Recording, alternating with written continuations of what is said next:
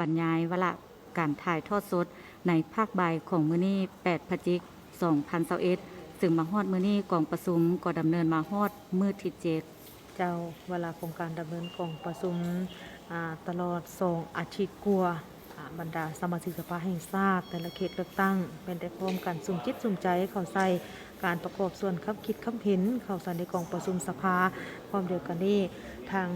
โทรภาพแห่งชาติของพวกเราก็ได้ทำการถ่ายทอดสดให้ท่านผู้ชมได้ติดตามชมถึงบ้านนอกจากนั้นก็ยังมีการรายงานข่าวและรายการพิเศษท่านผู้ชมที่เคารพสำหรับวาระของการดำเนินกองประชุมในภาคบ่ายของมื้อนี้8พฤศจิกายน2021โดยภายใต้การเป็นประธานของท่านไสสมพรพรหมวิหารที่ผ่านไปกับวาระของการดำเนินกองประชุมในภาคบ่ายเริ่มแต่เวลา 14 โมงที่ประชุมได้รับฟังการเสนอมาตรฐานของสมาชิกสภาผู้พิพากษาของศาลประชาชนสูงสุดซึ่งก็ได้มีการเสนอ11ท่านที่จะประกอบส่วนหรือว่าบรรจุเข้าในตำแหน่งสมาชิกสภาผู้พิพากษาศาลประชาชนสูงสุดหลังจากนั้นก็ได้รับฟังบทรายงานเกี่ยวกับการเสนอแต่งตั้งสมาชิกสภาผู้พิพากษาของศาลประชาชนสูงสุดโดยต่างหน้าศาลประชาชนสูงสุดได้รายงานและผ่านพ้นไปก็แม่นรับฟังการประกอบคำเห็นต่อการเสนอแต่งตั้งสมาชิกสภาผู้พิพากษาศาลประชาชนสูงสุดพร้อมเดียวกันนั้นบรรดาท่านสมาชิกสภาแห่งชาติก็ได้ประกอบคำคิดคำเห็นซึ่งในขณะนี้บรรยากาศก็เป็นการผ่านห่างมติของประชุมสภาแห่งชาติว่าด้วยการหับฮ้องเอาการแต่งตั้งสมาชิกสภาผู้พิพากษาของศาลประชาชนสูงสุดโดยแม่นทานนางปิ่งคำราชสีมาเลขาธิการสภาแห่งชาติที่ได้ขึ้นผ่านห่างมติของประชุมสภาแห่งชาติว่าด้วยการหับฮ้องเอาการแต่งตั้งสมาชิกสภาผู้พิพากษาของศาลประชาชนสูงสุดทั้งหมด11ท่านตลอดเวลาของการดำเนินกองประชุมท่านผู้ชมที่เคารพท่านสามารถประกอบส่วนคำคิดคำเห็นเข้ามายังกองประชุมสภาแห่งได้สภาแห่งชาติได้ในที่หมายเลขโทรศัพท์สายด่วนแม่น156ท่านผู้ชมในวาระตอนนี้ก็จะเป็นการสั่งรวมการประกอบคำเห็นของสมาชิกสภาแห่งชาติต่อการแต่งตั้งสมาชิกสภาผู้พิพากษาของศาลประชาชนสูงสุดโดยดำเนินกองประชุมแม่นทันไสสมพรพรหมวิหารประธานสภาแห่งชาติที่จะนำพาคณะและก็สมาชิกสภาแห่งชาติเข้าสู่บรรยากาศของการสรุปสังรวมการประกอบคำเห็นของสมาชิกสภาแห่งชาติในภาคบ่ายของมื้อนี้หลังจากนั้นก็จะได้มีมติเป็นเอกสารและรับฮ้องเอาบทรายงานของสภาแห่งชาติในวาระต่อไปหลังจากสิ้นสุดวาระของการรับฮ้องเอาการแต่งตั้งสมาชิกสภาผู้พิพากษาของศาลประชาชนสูงสุดท่านผู้ชมที่เคารพพวกเขาขออนุญาตนำเสนอวาระต่อไปที่โทรภาพแห่งชาติลาวจะถ่ายทอดสดบรรยากาศสดๆจาก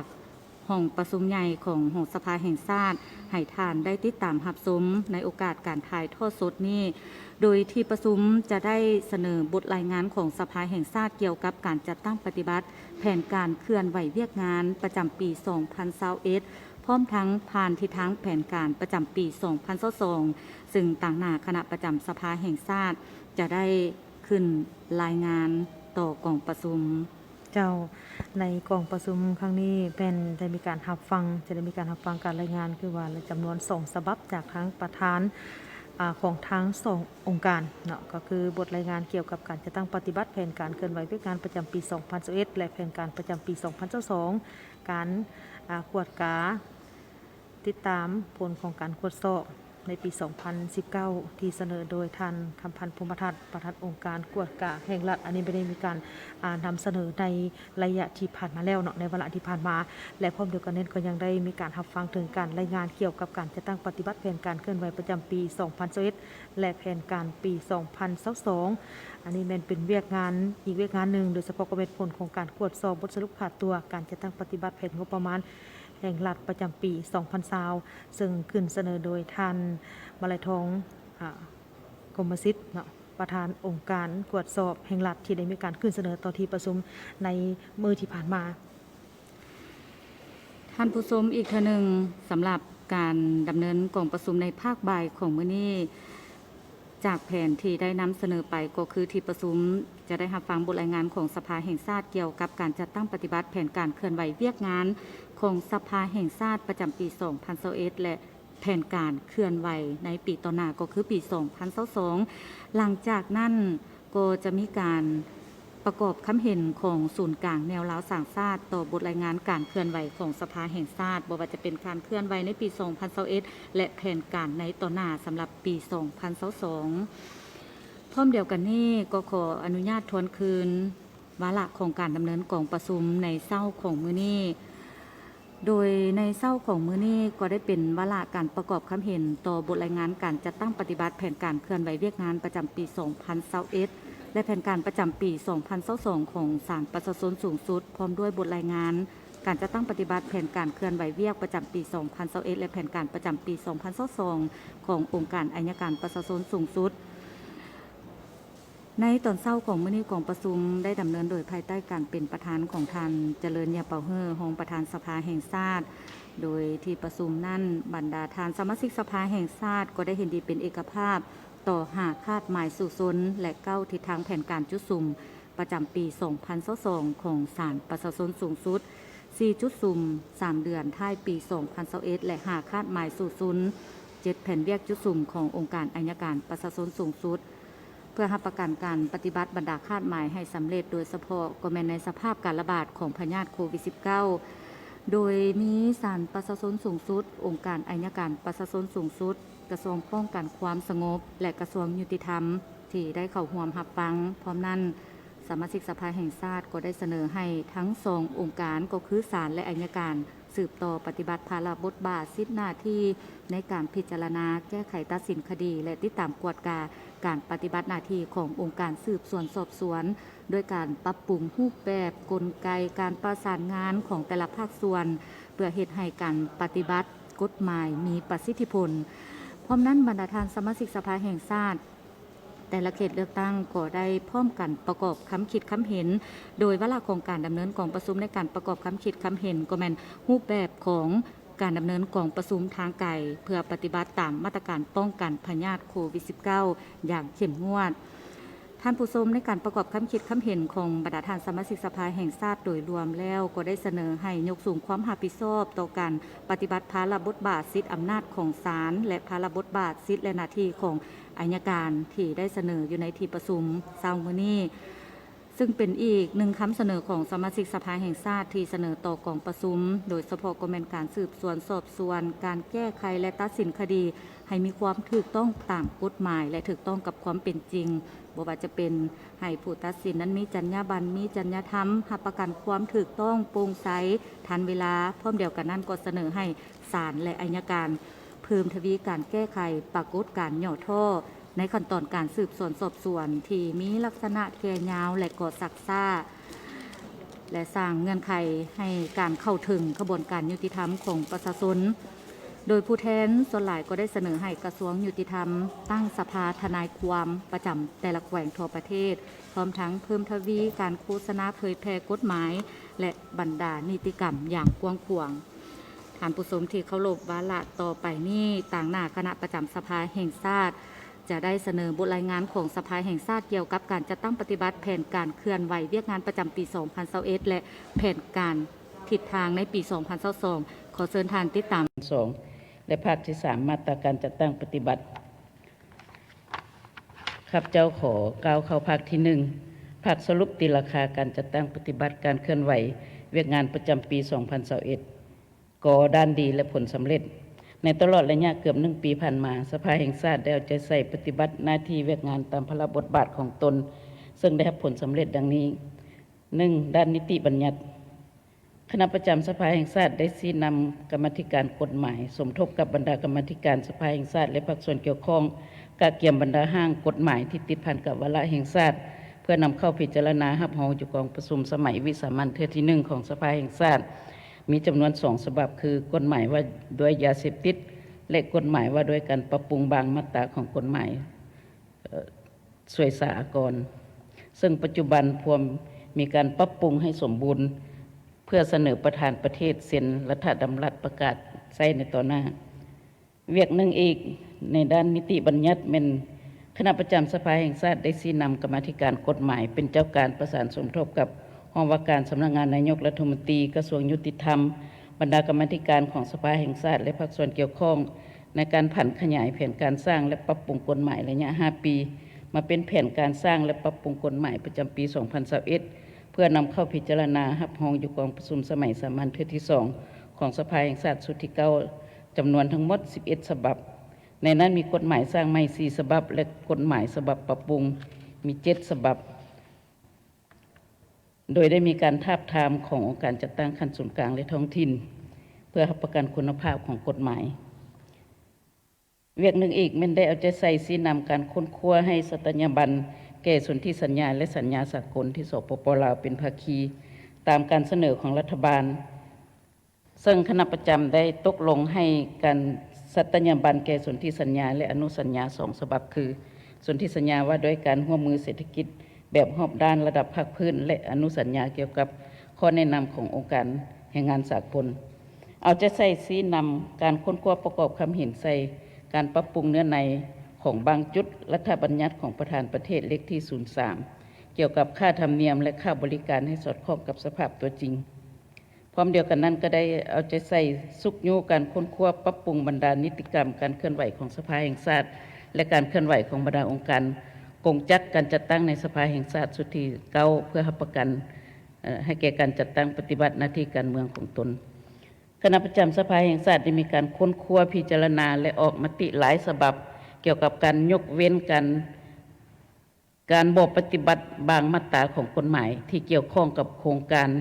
รลงทุนภายในและต่างประเทศตามการเสนอของรัฐบาลเอาใจใส่นำพาการกะเกียมด้านต่างๆในการเฉลิมฉลองวันรัฐธรรมนูญแห่งชาติครบรอบ 30 ปี การเฉลิมฉลองวันรัฐธรรมนูญแห่งชาติในปีนี้ได้ดำเนินไปอย่างคึกคืนสมเกียรติและได้รับผลสำเร็จอย่างจบงามเป็นการโฆษณาเผยแผ่มวลเสื้อในการนำพาของพรรคในการสร้างรัฐประชาธิปไตยประชาชนให้เป็นรัฐที่ปกครองโดยกฎหมายเทื่อละก้าวในระยะดังกล่าวได้มีการโฆษณาจัดตั้งเผยแผ่ผ่านสื่อมวลชนประเภทต่างๆอย่างกว้างขวางจัดสัมภาษณ์การนำของสภาแห่งชาติและบรรดาอดีตการนำขั้นสูงของพรรครัฐเฮาจัดตั้งการปาฐกถาวางแสดงผลงานตลอดระยะ 30 ปีพิเศษได้มีการจัดตั้งโฮมชุมนุมเฉลิมฉลองวันดังกล่าวอย่างคึกคืนโดยมีการเข้าร่วมของการนำขั้นสูงพรรครัฐอดีตการนำขั้นสูงพรรครัฐต่างหน้าสาวนครหลวงเวียงจันทร์และมีผู้ชมติดตามอยู่ทางบ้านเป็นจำนวน 1,300,000 กว่าคนคณะประจำแห่งชาติยังได้ถูกรับเชิญให้ไปปาฐกถาเล่ามูลเสื้อและหวนคืนถึงเหตุการณ์ประวัติศาสตร์ในการริเริ่มสร้างรัฐธรรมนูญและกฎหมายของสปป.ลาวพร้อมทั้งได้โฆษณาเผยแพร่ไปพร้อมกันอยู่บรรดากระทรวงองค์การต่างๆจำนวน 10 ครั้งได้เอาใจใส่ชี้นำการค้นคว้าตีความหมายและอธิบายกฎหมายตามการเสนอของภาคส่วนเกี่ยวข้องซึ่งในระยะผ่านมาสามารถตีราคาความหมายได้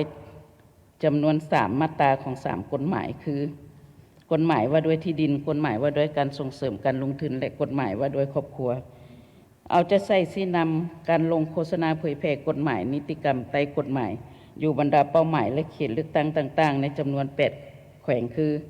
แขวงหลวงพ่อบางสัญญบุรีเสียงขวางเวียงจันทร์บริคำไซคำม่วนสีกองและไซสมบูรณ์จำนวน338จุดมีผู้เข้าร่วม 28,167 คนด้านที่2เป็นด้านการตกลงปัญหาสำคัญพื้นฐานของชาติ1คณะประจำได้ประสานสมทบกับคณะประจำสภาแห่งชาติสุดที่8ในการกะเกียมและดำเนินกองประชุมครั้งปฐมฤกษ์ของสภาแห่งชาติสุดที่ 9เพื่อพิจารณารับรองบรรดาสำคัญปัญหาสำคัญพื้นฐานของประเทศชาติโดยเฉพาะในการเลือกตั้งและรับรองเอาการแต่งตั้งบุคลากรในตำแหน่งสำคัญของรัฐกงจักร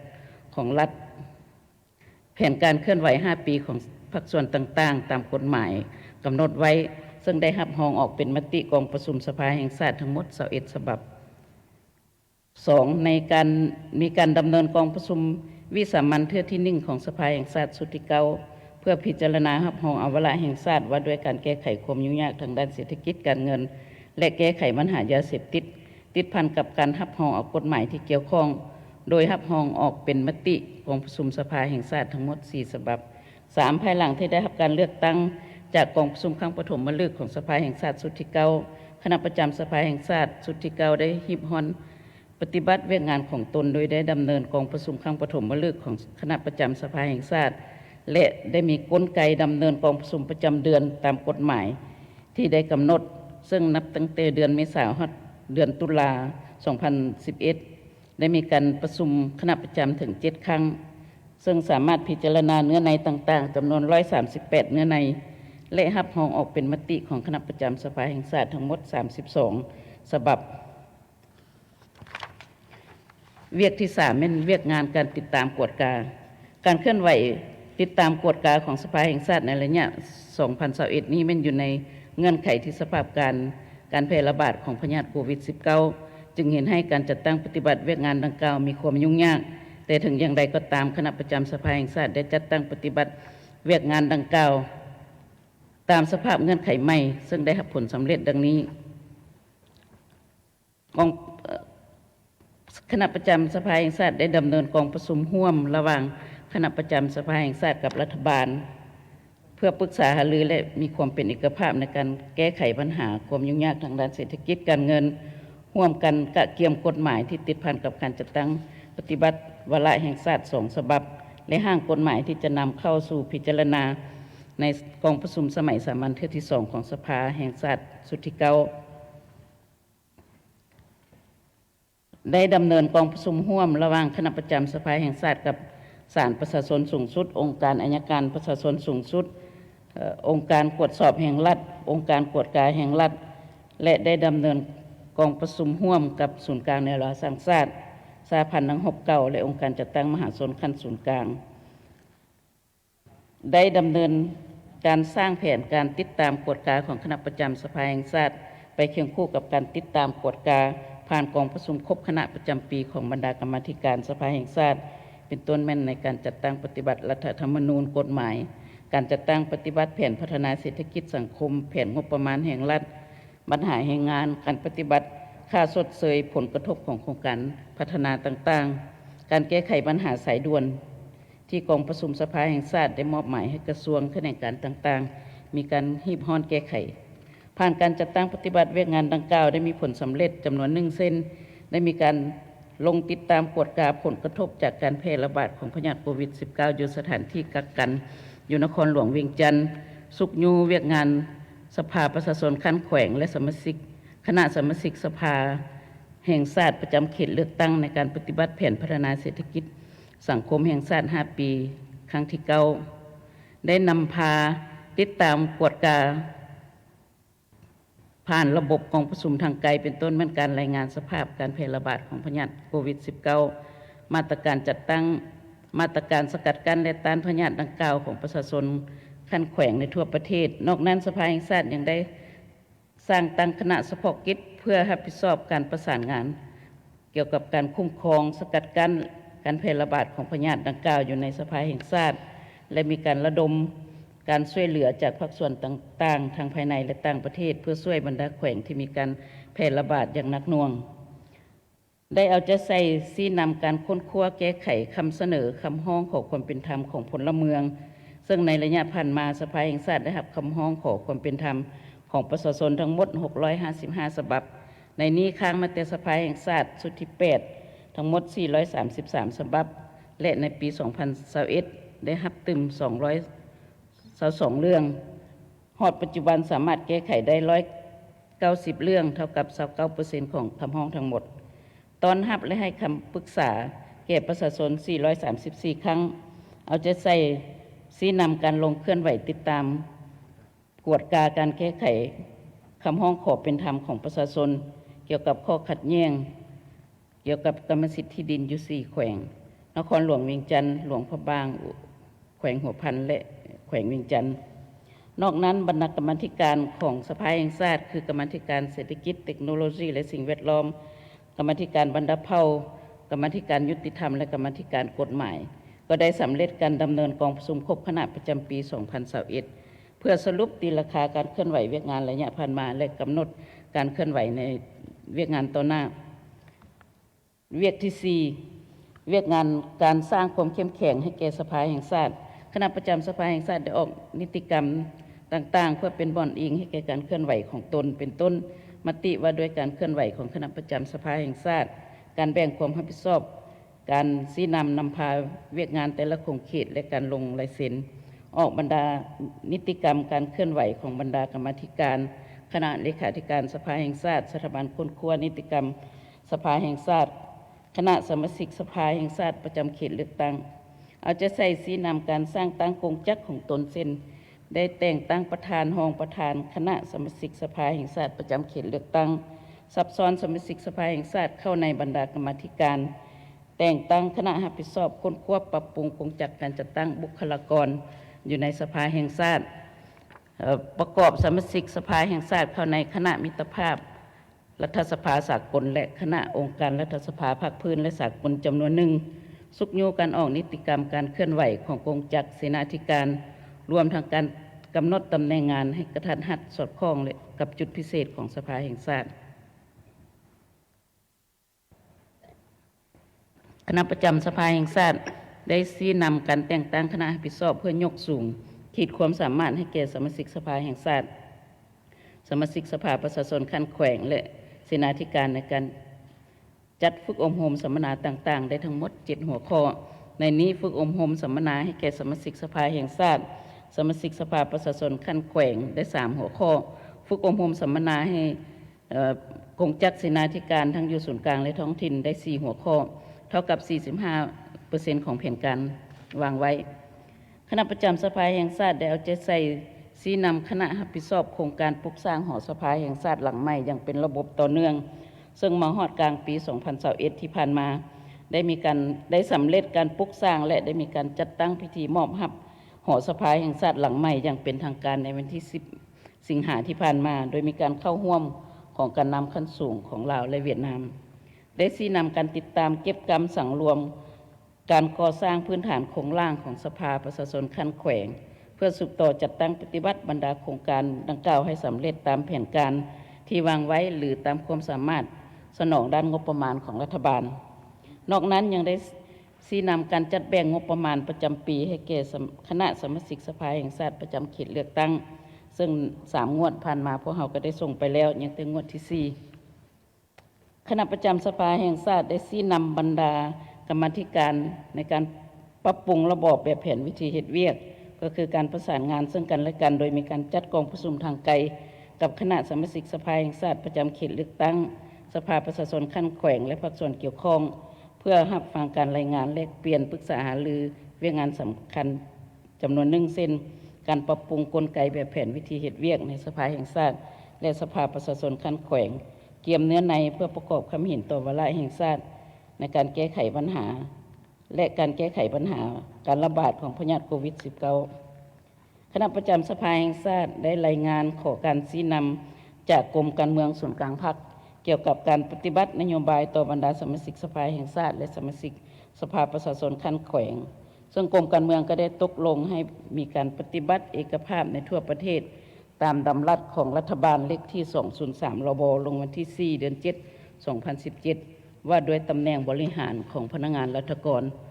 ซึ่งสอดคล้องกับสภาพความยุ่งยากด้านเศรษฐกิจการเงินของประเทศเราในปัจจุบันเวียกที่ 5 การเคลื่อนไหวของคณะสมาชิกสภาแห่งชาติประจำเขตเลือกตั้งคณะประจำได้มีการลงประกาศการจัดตั้งกงจักรการจัดตั้งและการแต่งตั้งประธานรองประธานคณะสมาชิกสภาแห่งชาติประจำเขตเลือกตั้งซึ่งมาฮอดปัจจุบัน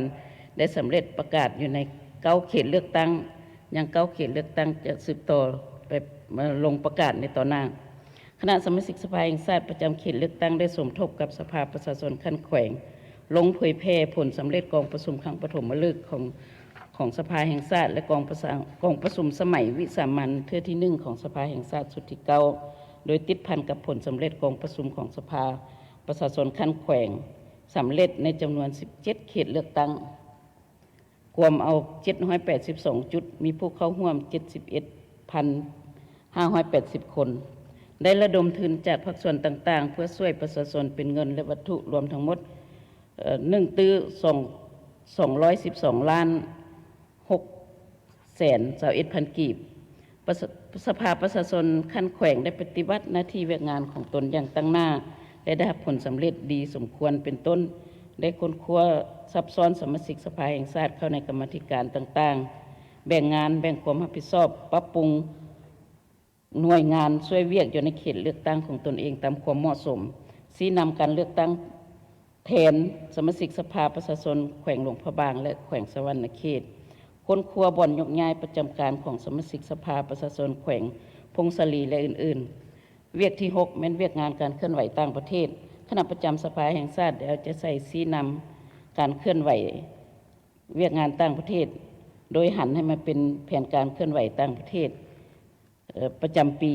ซึ่งใน1 ปีผ่านมาได้มีการเคลื่อนไหวต่างประเทศทั้งหมด60 ครั้งโดยเฉพาะแม้นได้มีการพบปะแลกเปลี่ยนเหตุเวียกกับบรรดาประเทศเพื่อนมิตรยุทธศาสตร์13 ครั้งร่วมกองประชุมภาคพื้นและสากลในระดับต่างๆโดยรูปแบบกองประชุมปกติและทางไกล30 ครั้งได้ให้การต้อนรับการเข้าเยี่ยมคำนับและอวยพรของบรรดาผู้แทนจากต่างประเทศรวมทั้งทูตานุทูตองค์การจัดตั้งสากลประจำลาวจำนวน17 ครั้งนอกนั้นกองประชุมคณะประจำสภาแห่งชาติยังได้แต่งตั้งคณะมิตรภาพรัฐสภาระหว่างสภาแห่งชาติลาวกับต่างประเทศจำนวน22 คณะแต่งตั้งคณะองค์การรัฐสภาภาคพื้นและสากลมีจำนวน3 องค์การคือคณะสมัชชารัฐสภาระหว่างอาเซียนหรือว่าไอปาคณะสหพันธ์รัฐสภาสากลหรือว่า IPU และคณะสมัชชารัฐสภาบรรดาประเทศที่ใช้ภาษาฝรั่งRPF APF วันนี้ครับเจ้าขอเข้าไปสาเหตุที่พาให้มีผลสำเร็จมีบางสาเหตุดังนี้เนาะ1ก็ย้อนได้รับการชี้นำใกล้ชิดจากกรมการเมืองคณะเลขาธิการส่วนกลางภาคอย่างเป็นปกติ2แม่นคณะประจำสภาแห่งชาติได้เอาใจใส่ชี้นำพาสุขยุติดตามการกวดกาสรุปประเมินผลของกงจักรการจัดตั้งของสภาแห่งชาติ3แม่นคณะนำบรรดากรรมาธิการและคณะสมาชิกสภาแห่งชาติประจำเขตเลือกตั้งในขอบเขตทั่วประเทศได้มีการยกสูงความรับผิดชอบด้านการเมืองของตนในการค้นคว้าเสื่อมซึมแนวทางนโยบายของพรรคกฎหมายมติกองประชุมของสภาแห่งชาติและคณะประจำสภาแห่งชาติ4กงจักรการจัดตั้งของสภาแห่งชาติก็คือกงจักรเสนาธิการได้รับการปรับปรุงพนักงานรัฐกรที่เป็นเสนาธิการส่วนหลายก็เป็นผู้ที่มีความรู้มีความสามารถมีความรับผิดชอบต่อหน้าที่ที่ถูกมอบหมายให้5ระบบแบบแผนวิธีเวียกได้รับการปรับปรุงดีขึ้นโดยเฉพาะแม่นได้มีกลไกประชุมของคณะประจำมีกลไกประสานงานอยู่ภายในสภาแห่งชาติระหว่างสภาแห่งชาติกับบรรดาองค์การรัฐที่คือข้าพเจ้าได้รายงานมา6ได้รับการสนับสนุนช่วยเหลือจากองค์การจัดตั้งพรรครัฐและสังคมก็คือเพื่อนมิตรสากลข้าพเจ้าขอไปตีราคาเกี่ยวกับด้านโครงค้าง1การผันขยายแผนจุดสุ่มของคณะประจำสภาแห่งชาติเข้าเป็นแผนการเคลื่อนไหวของกรรมาธิการต่างๆคณะเลขาธิการสภาแห่งชาติในแต่ละระยะบางด้านยังมีความซักซ้าการประสานสมทบกับกระทรวงเกี่ยวข้องของรัฐบาลในการค้นคว้าแต่ละปัญหาก่อนจะสรุปรายงานต่อกองประชุมสภาแห่งชาติก็คือคณะประจำสภาแห่งชาติยังบ่ทันรัดกุมเห็นให้บางเอกสารยังต้องได้ปรับปรุงไปมาหลายครั้ง2การค้นคว้าปรับปรุงนิติกรรมการเคลื่อนไหวของบรรดากรรมาธิการคณะเลขาธิการสภาแห่งชาติและสถาบันค้นคว้านิติกรรมสภาแห่งชาติโดยเฉพาะเป็นการปรับปรุงกงจักรเสนาธิการช่วยเวียกและบุคลากรรวมทางการกำหนดตำแหน่งงานยังมีความซักซ้ากงจักรเสนาธิการของสภาแห่งชาติจำนวน1บ่ทันครบถ้วน3การเคลื่อนไหวบางด้านบ่สามารถปฏิบัติแผนการได้ย้อนสภาพการระบาดของพยาธิโควิด-19 อยู่ประเทศเฮา4การปฏิบัตินโยบายต่อสมาชิกสภาแห่งชาติและสมาชิกสภาประชาชนขั้นแขวงเทียบใส่สุดที่8แม่นบ่สามารถปฏิบัติได้ย้อนว่าคือข้าพเจ้าได้รายงานไปเมื่อกี้ถือว่ากรมการเมืองได้มีการตกลงให้ปฏิบัติเป็นเอกภาพในขอบเขตทั่วประเทศดำรัสของรัฐบาลเลขที่203สาเหตุที่พาให้มีข้อคงค้าง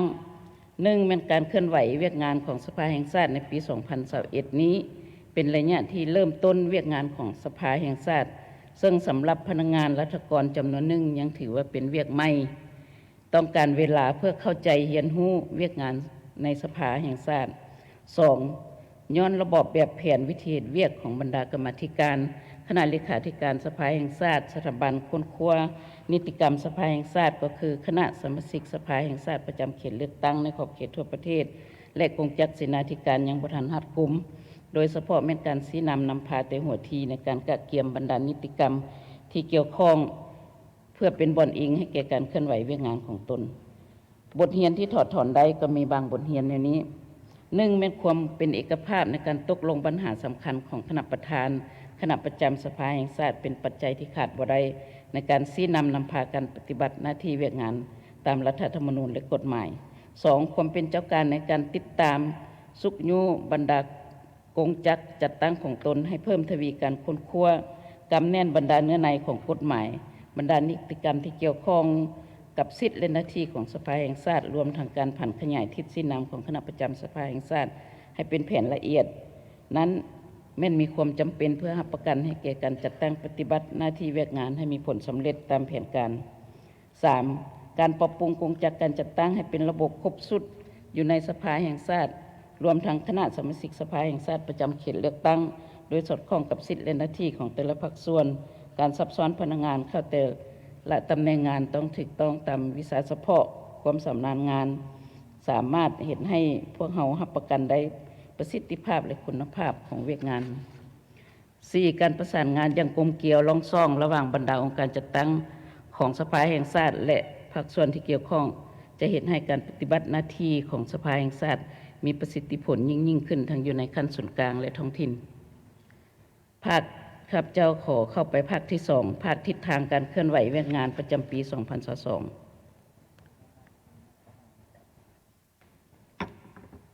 จุดประสงค์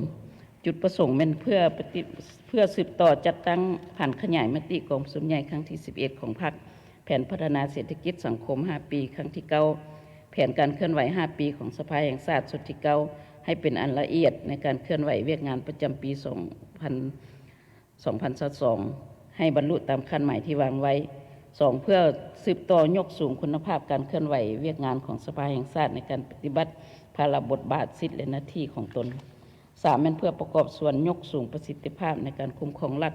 คุ้มครองสังคมโดยกฎหมายให้เป็นรูปธรรมเทอละก้าวคาดหมายสุสนรับประกันการจัดตั้งผ่านขยายแผนการสร้างและปรับปรุงกฎหมายของสภาแห่งชาติชุดที่ 9 ในปี 2022 ให้ได้ตามแผนการ 2. รับประกันการจัดตั้งปฏิบัติหน้าที่ให้สอดคล้องกับแนวทางนโยบายรัฐธรรมนูญกฎหมาย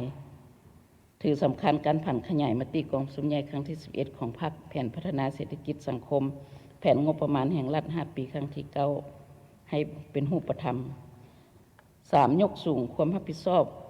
ของกงจักรสภาแห่งชาติกงจักรของคณะประจำสภาแห่งชาติคณะสมาชิกสภาแห่งชาติประจำเขตเลือกตั้งในการปฏิบัติสิทธิและหน้าที่ในการติดตามกฎกา 4. เอาใจใส่ยกสูงขีดความสามารถให้แก่สมาชิกสภาแห่งชาติสมาชิกสภาประชาชนขั้นแขวงพนักงานรัฐกรให้เป็นระบบปกติและครบสุด 5. เพิ่มทวีการผัวพันร่วมมือและประสานงานอย่างกลมเกลียวระหว่างสภาแห่งชาติกับบรรดาองค์การของรัฐ 6. รับประกันให้การเคลื่อนไหวเวียกงานต่างประเทศของสภาแห่งชาติมีความสอดคล้อง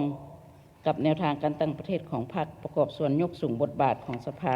แห่งชาติลาวในเวทีภาคพื้นและสากลเพื่อรับประกันให้แก่การจัดตั้งปฏิบัติเวียกงานต่างๆของสภาแห่งชาติประจำปี 2022 ให้บรรลุผลสำเร็จตามที่คาดหมายไว้นั้นสภาแห่งชาติจะได้สุ่มใส่ปฏิบัติเวียกงานต้นต่อดังนี้ 1. ด้านนิติบัญญัติรายงานคณะบริหารงานส่วนกลางพรรคเกี่ยวกับการจัดตั้งผันขยายมติกองประชุมใหญ่ครั้งที่ 11 ของพรรคโดยเน้นใส่การจัดตั้งปฏิบัติภาระบทบาทด้านนิติบัญญัติของสภาแห่งชาติ 2. ชี้นำกรรมาธิการกฎหมายบรรดากรรมาธิการของสภาแห่งชาติประสานสมทบกับภาคส่วนเกี่ยวข้องของรัฐบาลในการค้นคว้าจัดวางบรรดาห้างกฎหมายที่กำหนดในแผนการสร้างและปรับปรุงกฎหมายประจำปี 2022 ซึ่งทั้งหมดมีจำนวน 30 ฉบับในนี้กฎหมายสร้างใหม่ 12 ฉบับและกฎหมายปรับปรุงจำนวน 18 ฉบับค้นคว้าพิจารณารับรองเอารัฐบัญญัติ การตีความหมายหรืออธิบายกฎหมายและวิธีงานอื่นๆ ตามการเสนอของรัฐบาลและภาคส่วนเกี่ยวข้อง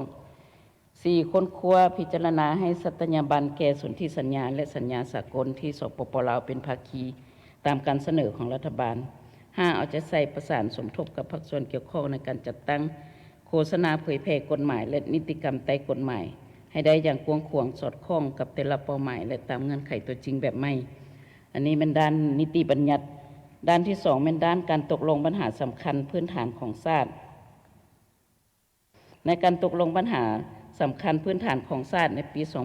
2022 สภาแห่งชาติจะได้ค้นคว้าพิจารณารับรองเอาเนื้อในต่างๆผ่านกลไกการดำเนินกองประชุมสภาแห่งชาติจำนวน2 ครั้งแต่ว่าครั้งที่3และครั้งที่4แล้วก็ผ่านกลไกกองประชุมของคณะประจำสภาแห่งชาติดังนี้กองประชุมสมัยสามัญเทื่อที่3ของสภาแห่งชาติชุดที่9จะมีเนื้อในต้นตอดังนี้ว่าบทรายงานของรัฐบาลเกี่ยวกับแผนพัฒนาเศรษฐกิจสังคมเกี่ยวกับการจัดตั้งปฏิบัติแผนงบประมาณแห่งรัฐเกี่ยวกับแผนเงินตราประจำ6 เดือนต้นปีและแผน6 เดือนท้ายปี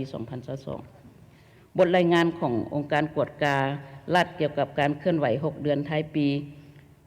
และแผนการ6 เดือนท้ายปีบทรายงานขององค์การกวดสอบแห่งรัฐเกี่ยวกับการเคลื่อนไหว6 เดือนต้นปีและแผนการ6 เดือนท้ายปี 2022 บทรายงานของอัยการประชาชนสูงสุดและบทรายงานของศาลประชาชนสูงสุดเกี่ยวกับการเคลื่อนไหว6 เดือนต้นปีและ6 เดือนและแผน6 เดือนท้ายปี 2022 บทรายงานของคณะประจำสภาแห่งชาติเกี่ยวกับการเคลื่อนไหวในระยะแต่กองประชุมสามัญสมัยสามัญเทื่อที่2หากองประชุมสมัยสามัญเทื่อที่3ของสภาแห่งชาติสุดที่9ค้นคว้าปัญหาพ้นเด่นของสังคมเพื่อกำหนดคำซักถามของสภาแห่งชาติให้รัฐบาลองค์การอัยการประชาชนสูงสุดศาลประชาชนสูงสุดชี้แจงกำหนดวิธีมาตรการแก้ไขต่อกองประชุมสามัญกองประชุมสมัยสามัญเทื่อที่3กองประชุมสมัยสามัญเทื่อที่4ของสภาแห่งชาติจะมีเนื้อในต้นตอ1ก็แม่นบทรายงานของรัฐบาลเกี่ยวกับการจัดตั้งแผนพัฒนาเศรษฐกิจสังคมเกี่ยวกับแผนงบประมาณประจำปีและแผน 2023 ของแผนงบประมาณแล้วก็การจัดตั้งปฏิบัติแผนเงินตราประจำปี 2022 และแผนการประจำปี 2023 บทรายงานของรัฐบาลเกี่ยวกับความคืบหน้าการจัดตั้งปฏิบัติวาระแห่งชาติว่าด้วยการแก้ไขความยุ่งยากด้านเศรษฐกิจการเงินบทรายงานของรัฐบาลเกี่ยวกับความคืบหน้าของการจัดตั้งวาระแห่งชาติว่าด้วยการแก้ไขปัญหายาเสพติดบทรายงานเกี่ยวกับการเคลื่อนไหวเวียกงานของศาลประชาชนสูงสุดอัยการประชาชนสูงสุดองค์การกวดการและองค์การตรวจสอบของรัฐประจำปี 2022 และแผน 2023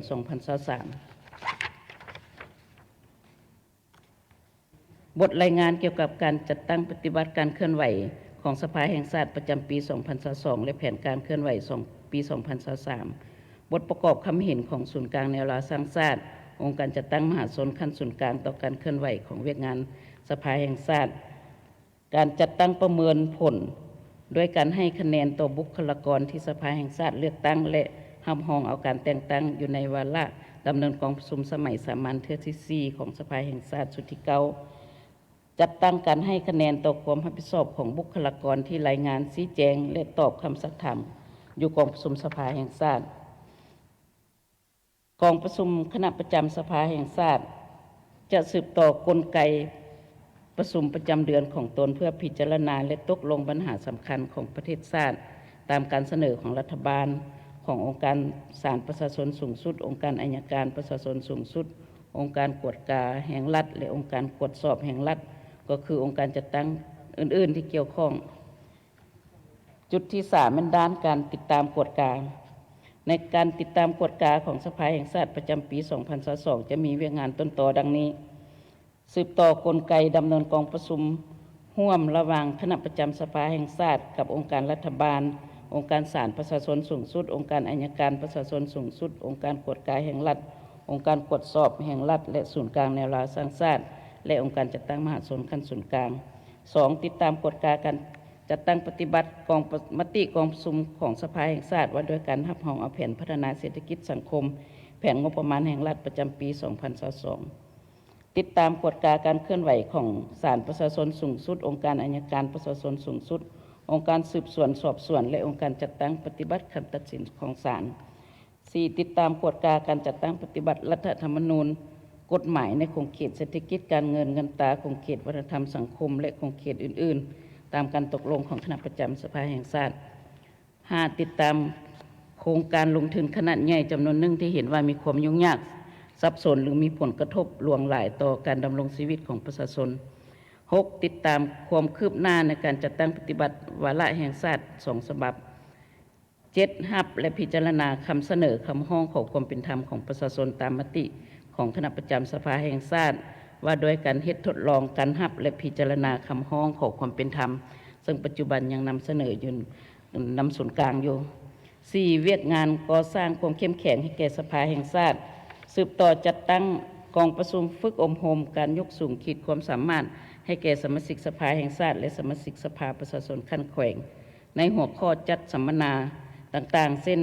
การค้นคว้าเนื้อในกฎหมายที่พัวพันกับการจัดตั้งและการเคลื่อนไหวของสภาแห่งชาติการค้นคว้า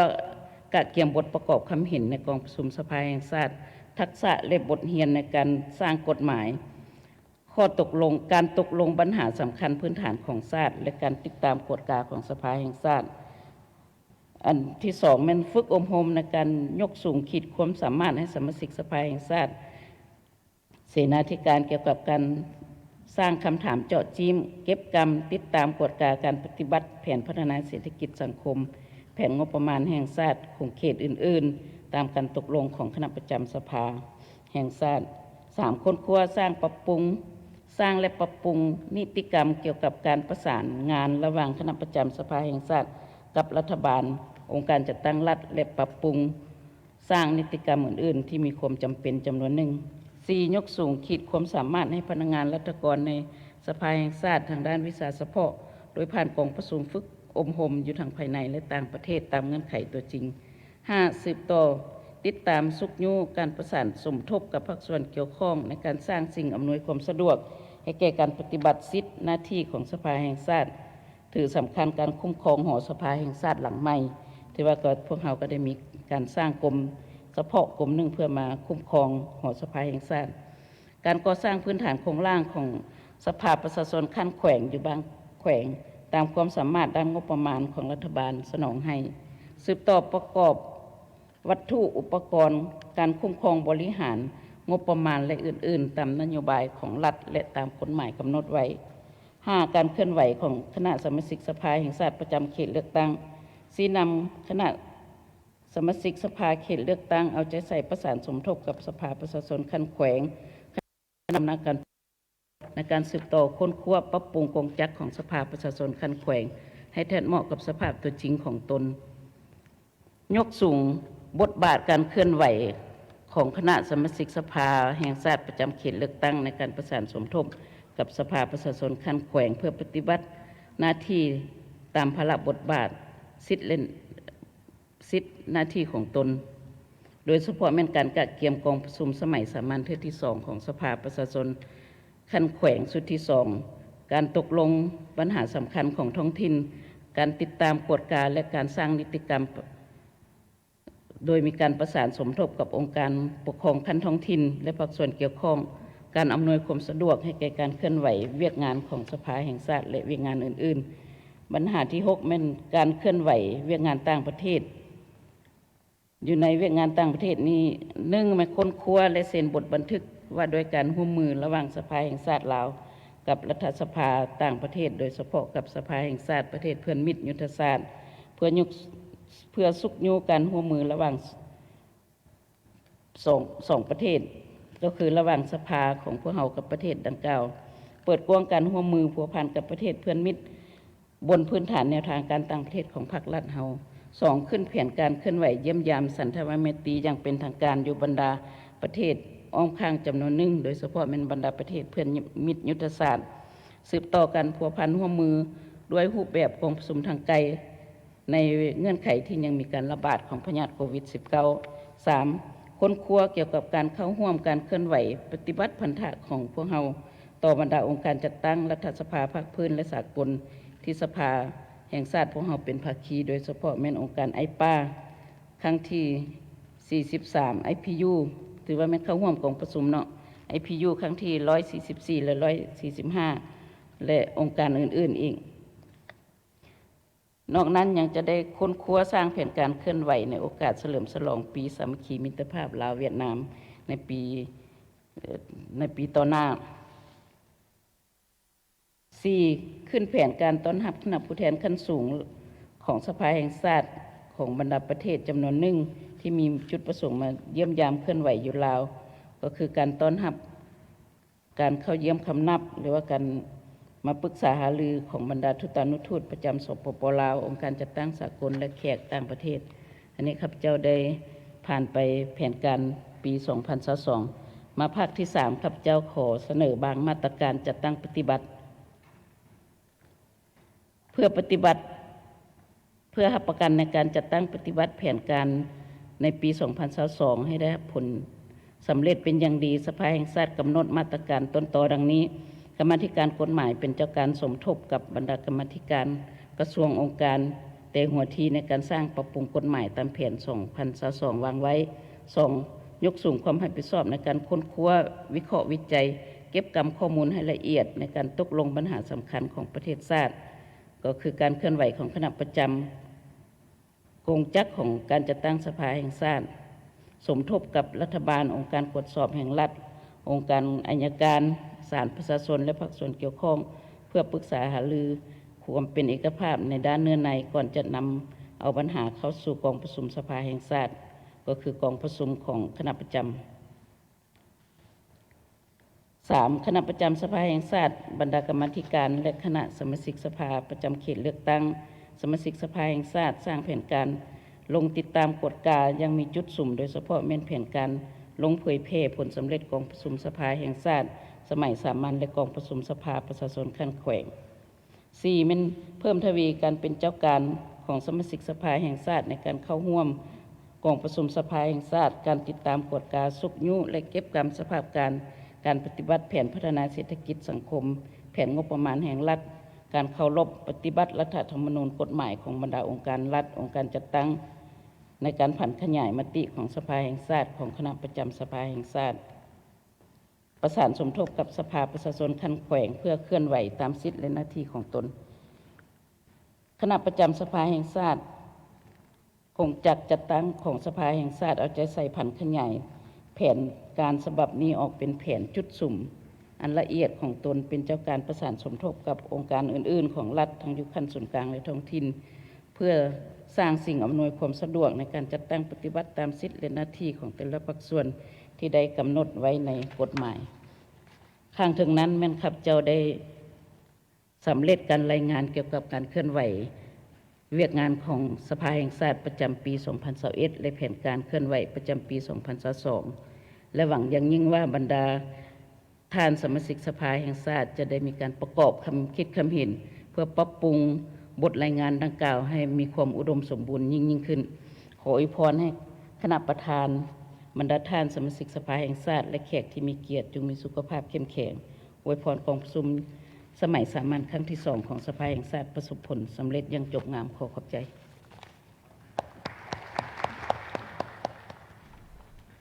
ขอขอบใจต่อท่านนางสุนทร สัญจักรห้องประธานสภาแห่งชาติ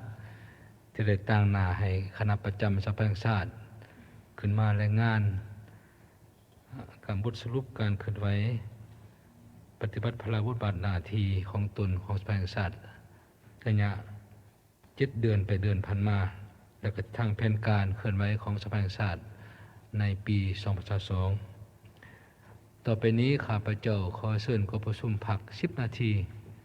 เข้ามาฮอนเริ่มต่อท่านผู้ชมที่เคารพตอนนี้ท่านพร้อมให้เกียรติติดตามชมกันถ่ายทอดสดวาระของการดำเนินกองประชุมสมัยสามัญเทื่อที่ 2ของสภาแห่งชาติสุดที่ 9จากโทรภาพแห่งชาติลาวที่ผ่านไปเป็นการเสนอ บทรายงานของสภาแห่งชาติเกี่ยวกับการจัดตั้งปฏิบัติแผนการเคลื่อนไหวเวียกงานประจำปี 2021 และผ่านทิศทางแผนการปี 2022 ซึ่งต่างหน้าคณะประจำสภาแห่งชาติรายงานโดยท่านนางสุนทรไสยจักรรองประธานสภาแห่งชาติเจ้าซึ่งท่านก็ได้รายงานเกี่ยวกับการสรุปตีราคาการจัดตั้งปฏิบัติแผนการเคลื่อนไหวเวียกงานประจำปี 2021 พร้อมเดียวกันนั้นท่านก็ได้รายงานเกี่ยวกับทิศทางแผนการเคลื่อนไหวเวียกงานประจำปี 2022 นำอีกท่านผู้ชมตลอดเวลาของการดำเนินกองประชุมนี้ท่านสามารถประกอบส่วนความคิดความเห็นเข้ามายังกองประชุมสภาแห่งชาติได้สำหรับภาคบ่ายในมื้อนี้ที่ทางโทรภาพแห่งชาติลาวได้ทำการถ่ายทอดสดให้ท่านผู้ชมได้ติดตามชมถึงบ้านท่านก็สามารถประกอบส่วนความคิดความเห็นเข้ามายังกองประชุมสภาได้เช่นเดียวกันที่หมายเลขโทรศัพท์สายด่วน156ในเวลาของการดำเนินกองประชุมภาคบ่ายนี้นอกจากจะเป็นการรับฟังบทรายงานของทางสภาแห่งชาติเกี่ยวกับการจะตั้งปฏิบัติแผนการเคลื่อนไหวเวียกงานประจำปี 2021 และทิศทางแผนการ 2022 แล้วถ้าจากนี้ไปก็จะเป็นการประกอบความเห็นของศูนย์กลางในรัฐสังชาติต่อกับบทรายงานการเคลื่อนไหวของสภาแห่งชาติพร้อมเดียวกันนี้บรรดาผู้แทนก็จะได้พร้อมกันประกอบส่วนความคิดความเห็นใส่กับบทรายงานดังกล่าวนี้เจ้าตอนนี้ที่ประชุมพักผ่อน15 นาทีหลังจากนั้นจึงกลับเข้ามาติดตามซุ้มการถ่ายทอดสดของพวกเฮาตื่มอีกกับการประกอบความเห็นของศูนย์กลางแนวราวสังชาติต่อบทรายงานของสภาแห่งชาติตอนนี้เชิญทุกท่านพักผ่อน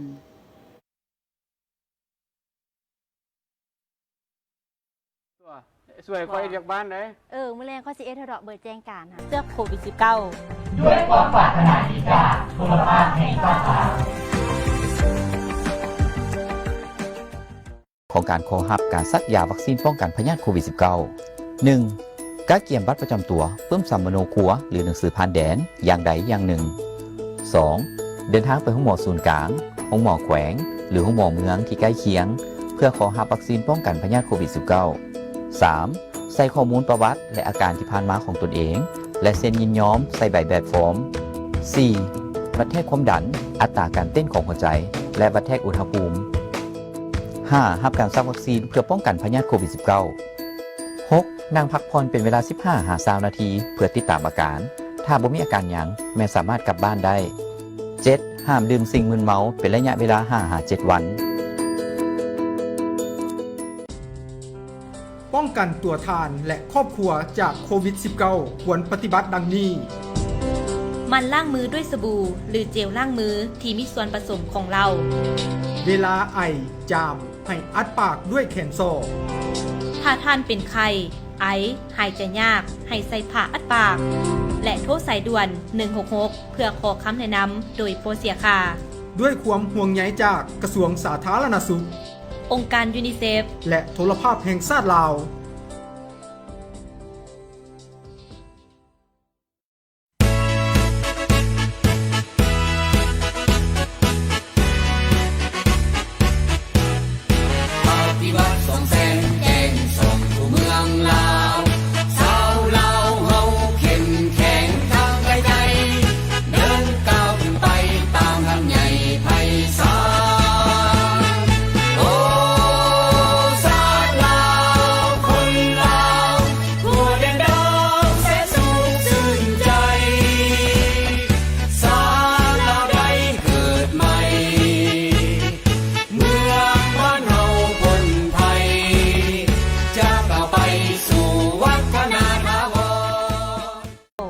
ด้วยความปรารถนาดีจากโทรภาพแห่งชาติของการขอรับการซักยาวัคซีนป้องกันพยาธิโควิด -19 1. การเกี่ยมบัตรประจำตัวเพิ่มสัมมโนครัวหรือหนังสือผ่านแดนอย่างใดอย่างหนึ่ง 2. เดินทางไปห้องหมอศูนย์กลางห้องหมอแขวงหรือห้องหมอเมืองที่ใกล้เคียงเพื่อขอรับวัคซีนป้องกันพยาธิโควิด -19 3. ใส่ข้อมูลประวัติและอาการที่ผ่านมาของตนเองและเซ็นยินยอมใส่ใบแบบฟอร์ม 4. วัดแทกความดันอัตราการเต้นของหัวใจและวัดแทกอุณหภูมิ 5. รับการซักวัคซีนเพื่อป้องกันพยาธิโควิด -19 6. นั่งพักผ่อนเป็นเวลา 15-20 นาทีเพื่อติดตามอาการถ้าบ่มีอาการหยังแม่สามารถกลับบ้านได้ 7. ห้ามดื่มสิ่งมึนเมาเป็นระยะเวลา 5-7 วัน กันตัวทานและครอบครัวจากโควิด -19 ควรปฏิบัติดังนี้ มันล้างมือด้วยสบู่หรือเจลล้างมือที่มีส่วนผสมของเรา เวลาไอจามให้อัดปากด้วยแขนโซ่ ถ้าท่านเป็นไข้ไอหายใจยากให้ใส่ผ้าอัดปาก และโทรสายด่วน 166 เพื่อขอคำแนะนำโดยโปรเสียค่า ด้วยความห่วงใยจากกระทรวงสาธารณสุข องค์การยูนิเซฟ และโทรภาพแห่งชาติลาว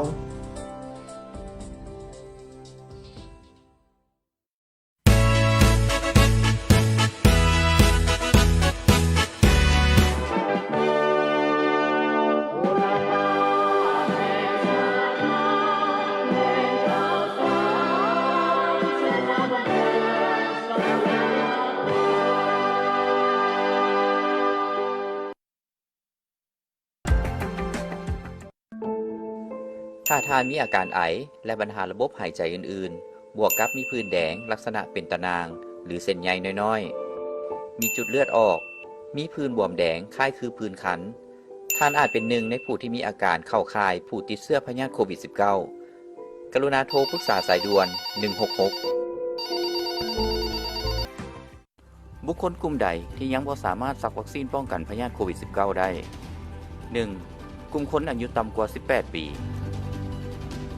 2. แม่ม้านมียิงถือผา 3. ผู้ที่แพ้วัคซีนอื่นๆ แบบผลแห้ง 4. ผู้ที่ยังมีความดันขึ้นสูง 5. ผู้ที่ยังเป็นพยาธิมะเร็งและยังสายแสงอยู่ 6. ผู้ที่ยังบ่แข็งแรงยังอยู่ในห้องฉุกเฉิน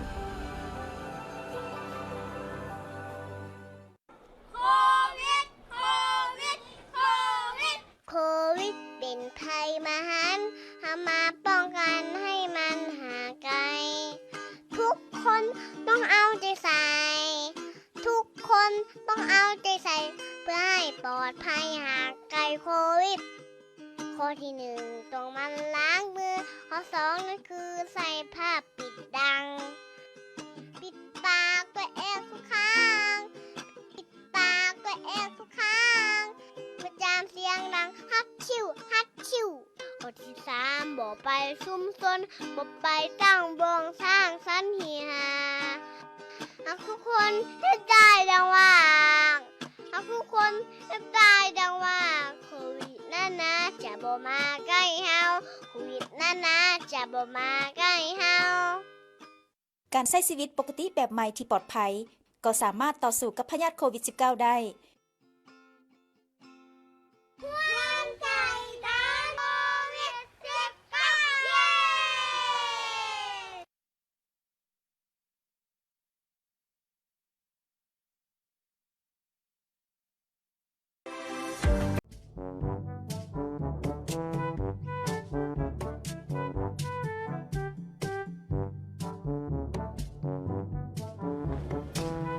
เอ้าพอบักลาไปซิละมาคือหากระหอดเฮิน โอ้ย ไปประชุมอยู่ห้องการบ้านนี่มาระยะนี้น่ะโควิด -19 ระบาดเฮงในบ้านซะก็เลยเอิ้นไปประชุมด่วน เพื่อวางแผนให้มันเคร่งครัดหั่นน่ะจักหน่อยก็สิแจ้งการไปแจ้งให้แต่ละหน่วยได้รับรู้นี่ ระบาดอีละบ่เฮยเบิ่งส่งระเวะหลายเนาะ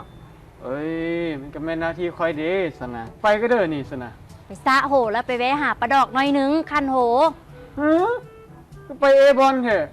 ไปก็บ่เสื้อผ้าอัดปากอัดดังแน่บ่แม่นว่าไปหาคนไกลตัวแล้วจิละเลยบ่ได้เด้นี่ ก็เดี๋ยวว่าเฮาซักวัคซีนแล้วเด้เฮ้ยป้องกันไว้ได้บ่ ซักแล้วก็ต้อง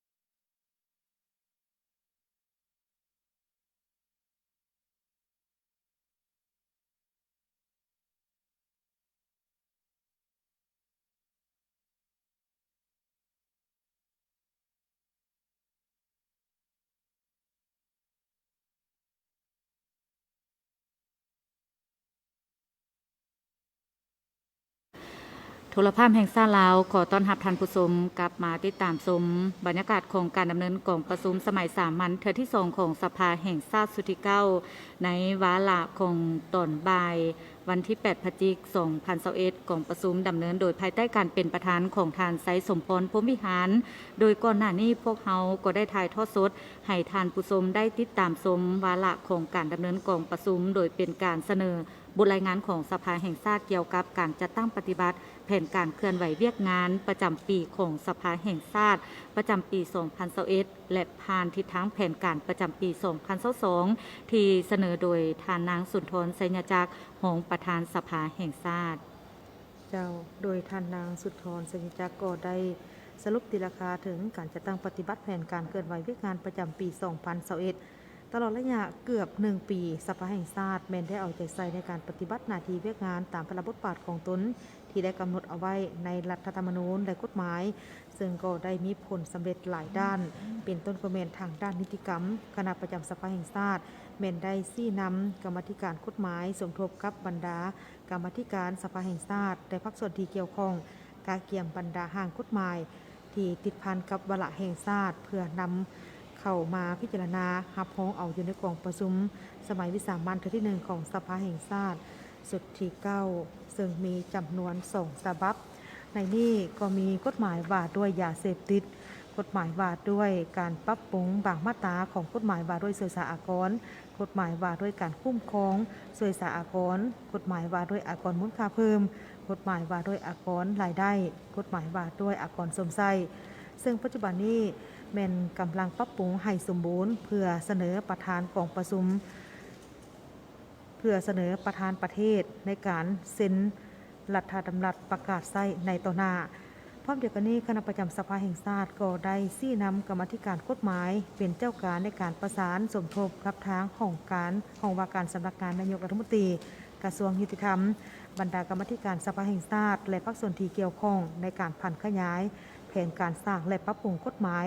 ระยะ5 ปีมาเป็นแผนการสร้างและปรับปรุงกฎหมายประจำปี 2021 เพื่อนำมาเข้าพิจารณารับรองเอาในกองประชุมสมัยสามัญที่2ของสภาแห่งชาติสุดที่9จำนวน11ฉบับด้วยกัน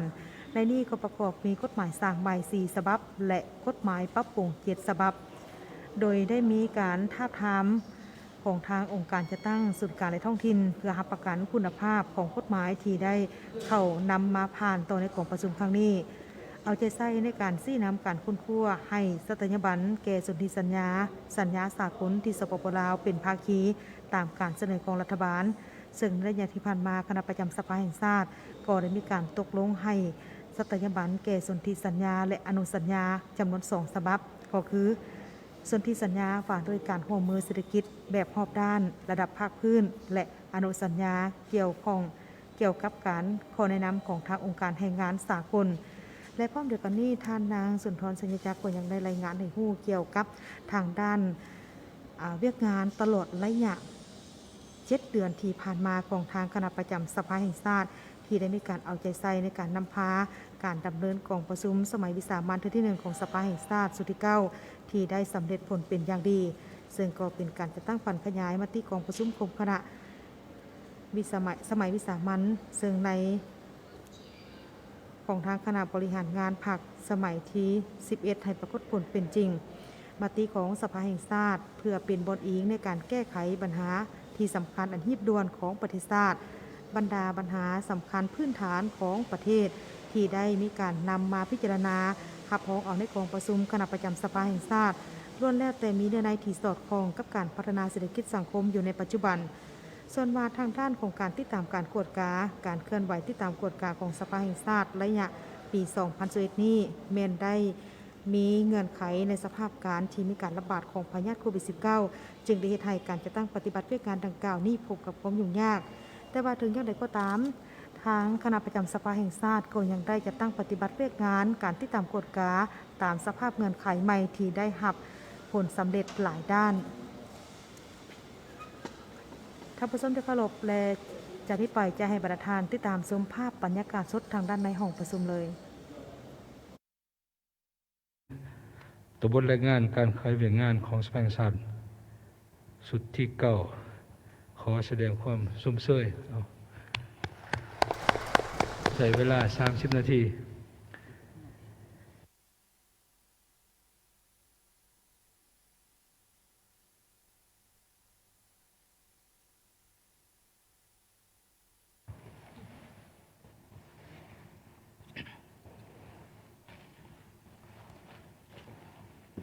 ขออนุญาตถอดแมสเนาะ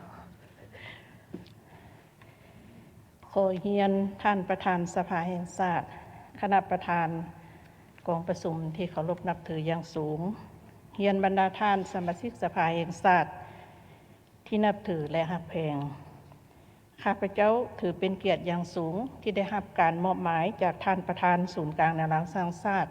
และได้รับอนุญาตจากคณะประธานกองประชุมขึ้นมาประกอบความเห็นต่อกองประชุมสมัยสามัญครั้งที่2ของสภาแห่งชาติสุดที่9ในโอกาสที่สำคัญนี้ข้าพเจ้าต่างหน้าให้องค์การแนวร่างสร้างชาติสหพันธ์นักรบเก่า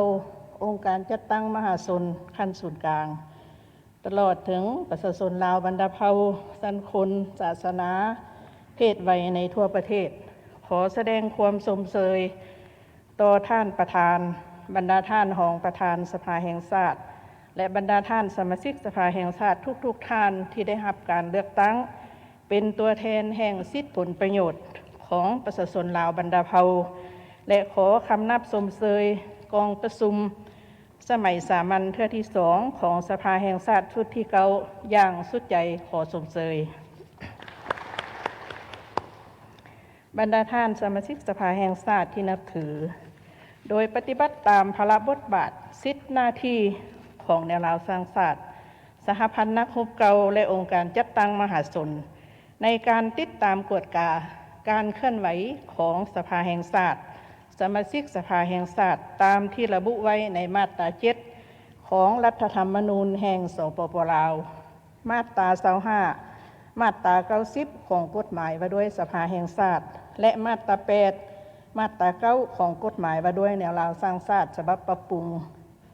และกฎหมายของบรรดาองค์การภาคีข้อกำหนดว่าด้วยระเบียบการติดตามกฎกาของแนวร่างสร้างชาติและองค์การจัดตั้งมหาชนต่อบรรดาองค์การอำนาจรัฐฉบับเลขที่01คณะเลขาธิการศูนย์กลางพรรคลงวันที่30กันยายนปี2020ในฐานะที่เป็นตัวแทนเพื่อปกป้องสิทธิผลประโยชน์อันชอบธรรมของประชาชน1 ปีผ่านมาถึงว่าจะมีความยุ่งยากอันเนื่องมาจากสภาพการแพร่ระบาดของพยาธิโควิด -19 ได้ส่งผลกระทบต่อการเคลื่อนไหวเวียกงานมีข้อจำกัดหลายก็ตามแต่ด้วยความรับผิดชอบต่อหน้าที่ที่ได้รับการมอบหมายองค์การแนวร่างสร้างชาติสหพันธ์นักรบเก่าและองค์การจัดตั้งมหาชนก็ได้ยกสูงความรับผิดชอบในการปฏิบัติหน้าที่การเมืองโดยผ่านการส่องแสงรายงานตามสายตั้งของตนการติดตามรับฟังคำคิดคำเห็นคำเสนอของประชาชนอยู่ท้องถิ่นต่างๆต่อการปฏิบัติบทบาทหน้าที่ของสภาแห่งชาติสมาชิกสภาแห่งชาติและการปฏิบัติบทบาทหน้าที่ขององค์การบริหารองค์การตุลาการองค์การอัยการที่มีบทบาทในการคุ้มครองรัฐคุ้มครองสังคมการจัดตั้งปฏิบัติแผนพัฒนาเศรษฐกิจสังคมและการแก้ไขคำเสนอของประชาชนผ่านการติดตามกวดกาสั่งรวมได้ดังนี้ต่อการปฏิบัติหน้าที่ของสภาแห่งชาติและการปฏิบัติสิทธิหน้าที่ของสมาชิกสภาแห่งชาติก่อนอื่นข้าพเจ้าขอแสดงความเห็นดีเป็นเอกภาพต่อห้างรายงานเกี่ยวกับการเคลื่อนไหวเวียกงานของสภาแห่งชาติประจำปี 2021และแผนการเคลื่อนไหวเวียกงานบรรดาคาดหมายสู่ส่วนด้านต่างๆในปี 2022ที่เสนอโดยท่านนางสุนทรไสยจักรรองประธานสภาแห่งชาติต่างหน้าให้คณะประจำสภาได้กล่าวไปแล้วนั้นซึ่งได้ยกให้เห็นผลงานการเคลื่อนไหวของสภาแห่งชาติตลอดระยะเกือบ1 ปีที่ผ่านมาที่มีทางด้านดีด้านของค้างข้อสะดวกและข้อยุ่งยากอันเนื่องมาจากด้านเศรษฐกิจการเงินจากการแพร่ระบาดของพยาธิโควิด -19 และปัญหาอื่นๆแต่ภายใต้การชี้นำพาของพรรคความเป็นเจ้าการของคณะประจำสภาแห่งชาติความรับผิดชอบของสมาชิกสภาแห่งชาติทุกท่านโดยรวมแล้วเห็นว่า 1. สภาแห่งชาติได้เอาใจใส่ปฏิบัติตามภาระบทบาทหน้าที่ของตนตามที่กำหนดไว้ในรัฐธรรมนูญและกฎหมายป ปฏิบัติบทบาทเป็นตัวแทนแห่งสิทธิและผลประโยชน์อันชอบธรรมของประชาชนบรรดาเผ่าในการค้นคว้าพิจารณารับรองเอาปัญหาสำคัญต่างๆเช่นในกองประชุมครั้งปฐมฤกษ์ของสภาแห่งชาติได้พิจารณาเอาผลการเลือกตั้งสมาชิกสภาแห่งชาติชุดที่เก่าพิจารณารับรองเอากงจักรบุคลากรขององค์การรัฐและรับรองเอาแผนพัฒนาเศรษฐกิจสังคมแห่งชาติ5 ปีครั้งที่เก่าแผนงบประมาณแห่งรัฐและแผนเงินตราสภาแห่งชาติได้เอาใจใส่ต่อการค้นคว้าให้สัตยาบันแก่สนธิสัญญาอนุสัญญา2 ฉบับคือสนธิสัญญาว่าด้วยการร่วมมือเศรษฐกิจแบบรอบด้านระดับภาคพื้นและอนุสัญญาเกี่ยวกับข้อแนะนำขององค์การแรงงานสากล 2. ในกองประชุมสมัยวิสามัญของสภาแห่งชาติในฐานะเป็นองค์การนิติบัญญัติสภาแห่งชาติก็ได้พิจารณารับรองเอาการปรับปรุงกฎหมายจำนวน2 ฉบับคือกฎหมายว่าด้วยยาเสพติดและกฎหมายว่าด้วยการปรับปรุงบางมาตราของกฎหมายว่าด้วยสวยสาอากรทั้งได้เอาใจใส่ต่อการตีความหมายอธิบายกฎหมายความเอากฎหมาย3 ฉบับเพื่อสร้างความรับรู้เข้าใจต่อสังคมจะแจ้งขึ้นตื่มได้ปรับปรุงนิติกรรมการเคลื่อนไหวของภาคส่วนต่างๆภายในสภาแห่งชาติและกองประชุมครั้งนี้ได้พิจารณารับรองเอามติกองประชุมสมัยวิสามัญของสภาแห่งชาติ2 ฉบับคือวาระแห่งชาติว่าด้วยการแก้ไขความยุ่งยากทางด้านเศรษฐกิจการเงินและวาระแห่งชาติว่าด้วยการแก้ไขปัญหายาเสพติดการพิจารณารับรองเอา2 วาระแห่งชาติมีความสำคัญเป็นการแสดงถึงความตัดสินใจของพรรครัฐในการผันขยายมติ11ของพรรคเพื่อแก้ไขปัญหาสำคัญจำเป็นและรีบด่วนของชาติและเฮ็ดให้การแก้ไขปัญหาดังกล่าวนี้เป็นพันธะเป็นความรับผิดชอบของทุกภาคส่วนในสังคมซึ่งทั้งหมดแม่นผลสำเร็จของบรรดาท่านคณะประจำสมาชิกสภาแห่งชาติชุดที่เก่าที่ได้ปฏิบัติบทบาทสิทธิหน้าที่ของตนด้วยความรับผิดชอบสูงไปพร้อมกันนี้คณะประจำสภาแห่งชาติกรรมาธิการต่างๆและสมาชิกสภาแห่งชาติได้ญาติแย่งโอกาสลงเคลื่อนไหวพบปะแลกเปลี่ยนเวียงงานเฉพาะร่วมกับแขนงการองค์การต่างๆที่เกี่ยวข้องอยู่ขั้นศูนย์กลางและท้องถิ่นเพื่อติดตามสุขยุการจัดตั้งปฏิบัติแผนพัฒนาเศรษฐกิจสังคมแผนงบประมาณแห่งรัฐการจัดตั้งปฏิบัติมติของสภาแห่งชาติเอาใจใส่ติดตามกวดกาผลกระทบจากการแพร่ระบาดของพยาธิโควิด -19 อยู่สถานที่กักกันต่างๆการค้นคว้าแก้ไขคำเสนอคำร้องขอความเป็นธรรมของพลเมือง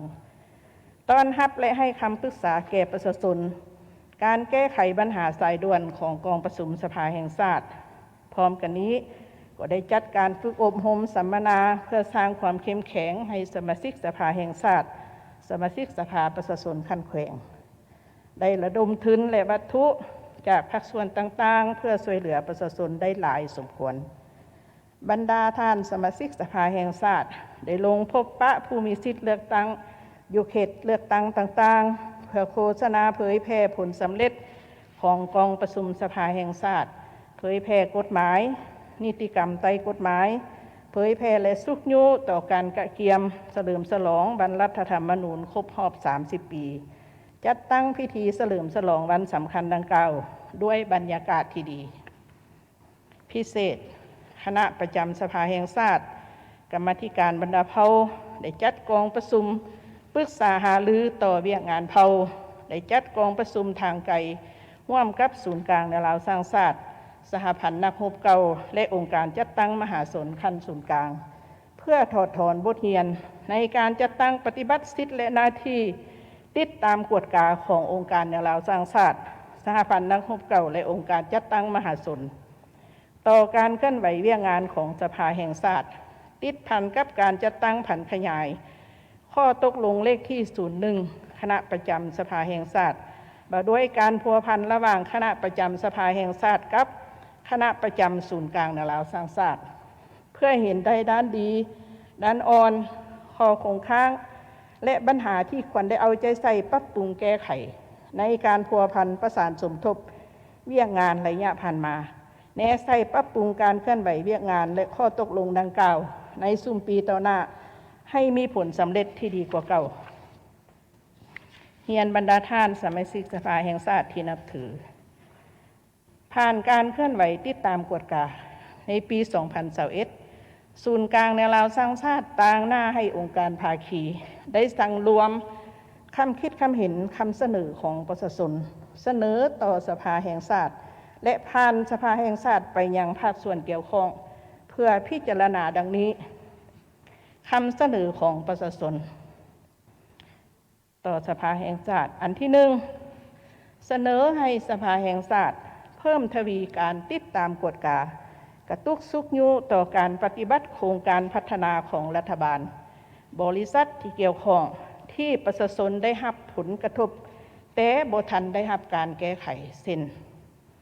โครงการก่อสร้างเขื่อนไฟฟ้าห้วยเปาะยังบ่ทันได้มีการชดเชยเนื้อที่ดินทำการผลิตของประชาชนอยู่บ้านสันทง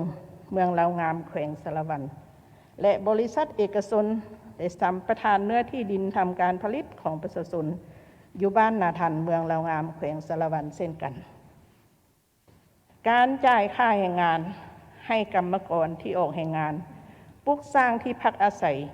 ของโครงการก่อสร้างเขื่อนไฟฟ้าน้ำทาหนึ่งอยู่เมืองนาแลแขวงหลวงน้ำทาแต่ปี 2015 ยังบ่ทันแก้ไขได้รวมทั้งค่าชดเชยที่ดินปลูกสร้างและจัดสรรที่ดินทำการผลิตของประชาชนเมืองสามไตแขวงหัวพันเสนอเกี่ยวกับการแก้ไขผลกระทบของการก่อสร้างเขื่อนไฟฟ้าน้ำสำหนึ่งโดยเฉพาะแม่นป่าซาจำนวน421ขุมฝังศพยังบ่ทันได้รับการชดเชย 2. ต่อปัญหาที่ดินการจับจองที่ดินป่าดินห่วงห้ามดินบ้านและดินประเภทต่างๆเป็นจำนวนหลวงหลายไว้หลายปีแต่บ่ได้มีการพัฒนาอย่างทั้งบ่ทันได้เสียพันธะต่อรัฐของบุคคลและนิติบุคคลยังมีอยู่ท้องถิ่นต่างๆแต่ประชาชนจำนวนบ่น้อยบ่มีบ่อนปลูกสร้างที่อยู่อาศัยบ่มีดินทำการผลิตบ่มีรายรับที่มั่นคงมีความทุกข์ยากต่อสภาพการดังกล่าวควรได้เอาใจใส่กวดกาคืนและมีการจัดสรร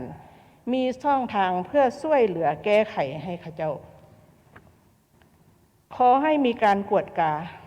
ต่อสภาพการซื้อขายดินและเหือนให้คนต่างประเทศแต่ออกซื้อเป็นคนลาวเกิดมีการแพร่หลายเกิดมีสภาพการโซ่โกงกันระหว่างผู้ซื้อดินและผู้ออกซื้อในใบตาดินพาให้เกิดมีความบ่สงบเสนอให้มีวิธีการแก้ไขอย่างเป็นรูปธรรมปัญหาข้อขัดแย้งในการชดเชยผลเสียหายต่อการผลิตกสิกรรมของประชาชนบรรดาเผ่าที่ถูกผลกระทบจากโครงการก่อสร้างสัมปทานเพื่อเฮ็ดกิจกรรมต่างๆของรัฐและเอกชนจำนวนหนึ่ง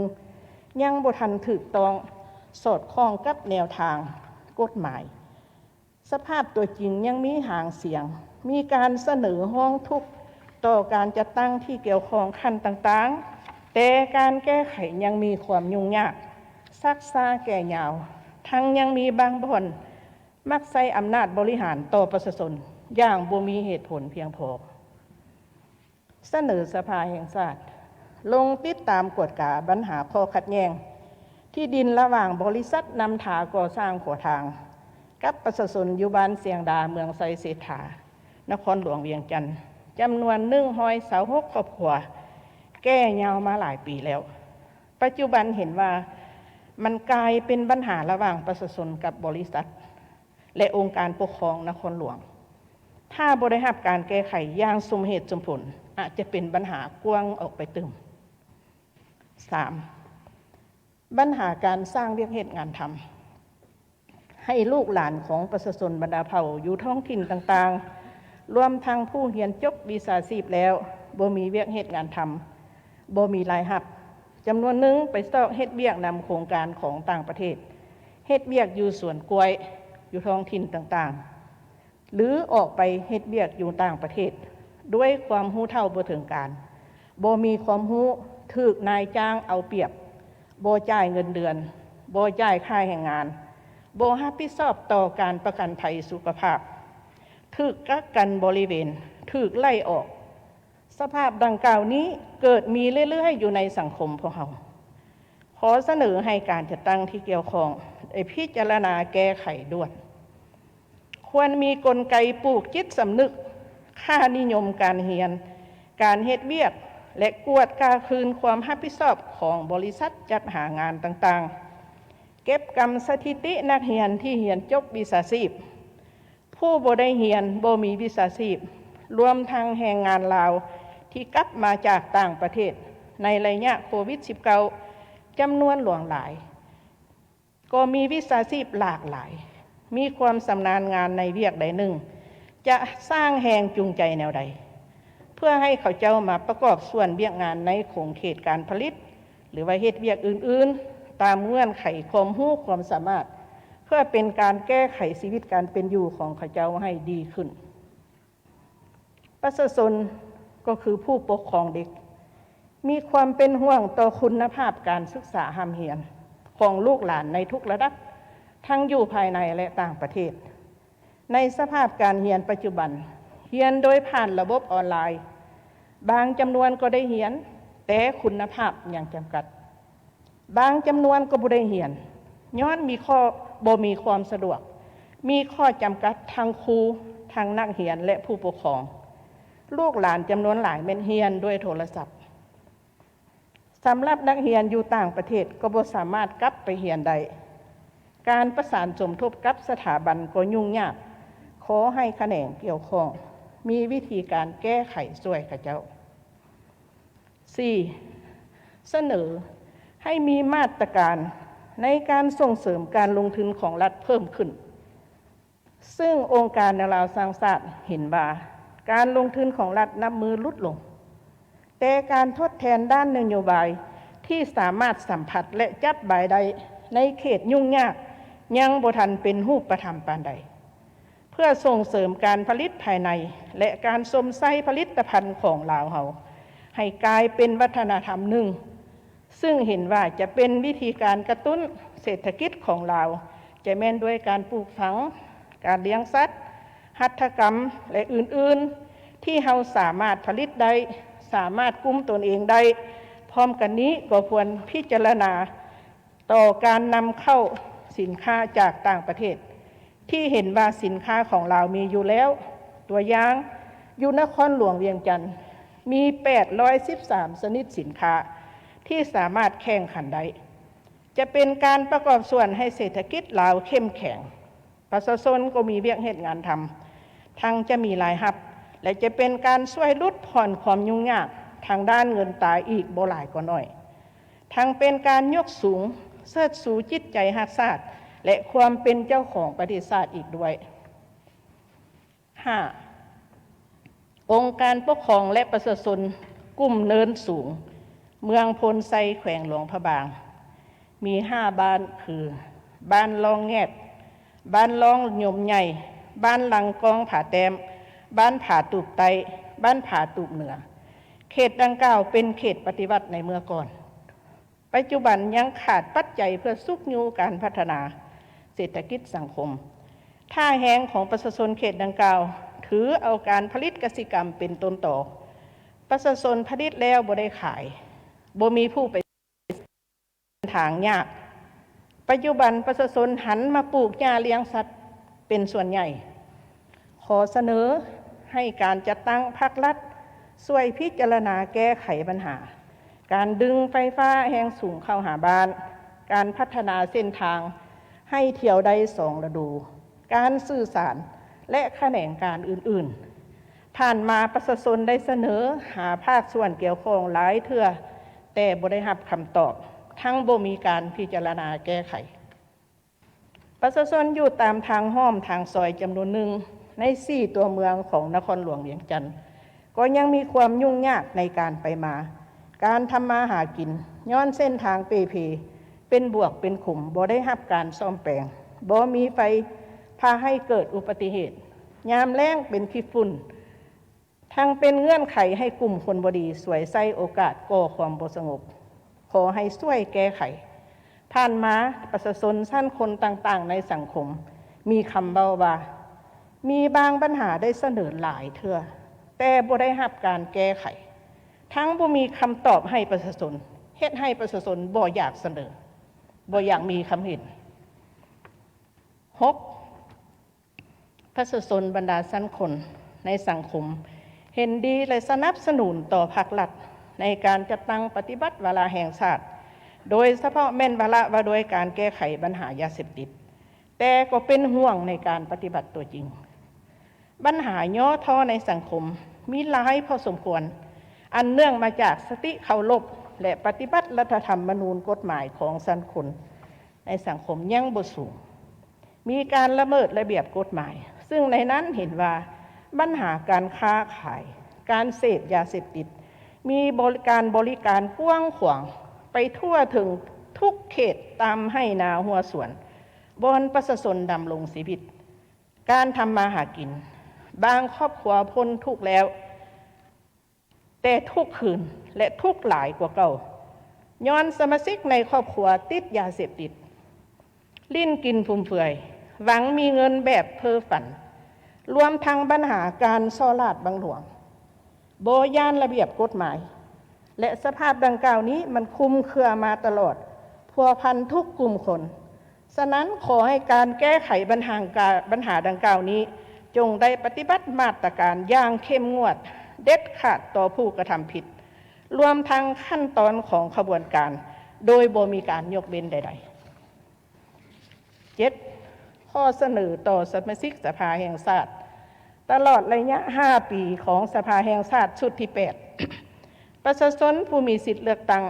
ก็เสนอให้สมาชิกสภาแห่งชาติลงพบปะใกล้ชิดกับประชาชนให้หลายในชุดที่9ก็มีข้อเสนอคือดังกล่าวเช่นกัน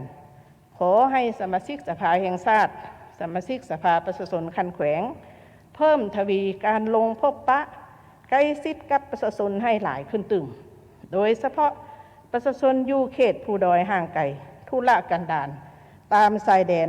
ควรมีการวางคาดหมายชัดเจน 8. เสนอรัฐบาล